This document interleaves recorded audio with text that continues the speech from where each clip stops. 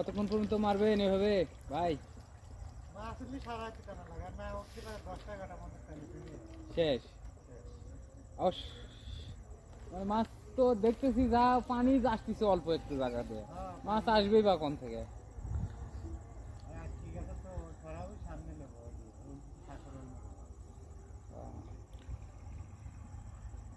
মাছ যাই হোক হয় না। 1000 টাকার কি মাছ মারছেন? পুঁটি মাছই 1000 টাকা বিক্রি করছেন? ক কেজি করে হয়?